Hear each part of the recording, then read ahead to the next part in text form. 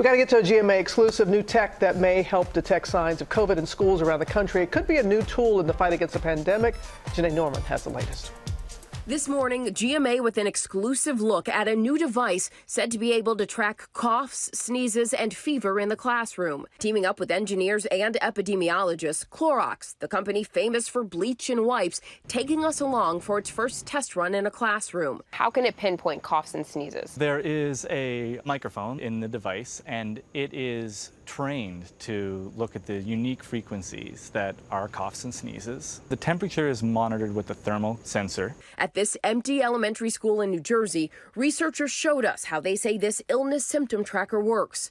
To replicate real coughs and sneezes, researchers played audio files, and staff used heated blankets and hand warmers to imitate fevers, all tracked on this dashboard accessible by computer. So it says 109 coughs and sneezes detected, 3 high temperature readings. This device, time and time again, is able to detect coughs and sneezes in the classroom. All along, this is a race between us and the virus, and any tool that we can use to give us a head start can really help. With the help of epidemiologists, Clorox says they determined the point at which teachers should take notice of possible illness in the classroom, depending on size and other factors. For example, if a class of 24 students reaches 66 total coughs and sneezes in a 7-hour period, an alert email is sent to administrators. But experts caution that just tracking symptoms won't catch all cases of COVID-19. One of the great challenges and mysteries of COVID is that people can be asymptomatic and still have COVID.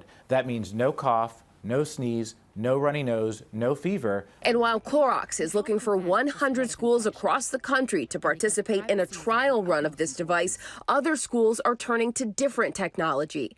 One Houston area school district dispatching specialized cameras that the district says can take the temperature of up to 30 people at a time, capturing readings while students walk into school or down hallways. And Motorola recently introduced an AI program it says can help schools by calculating the distance between people and monitoring building capacity.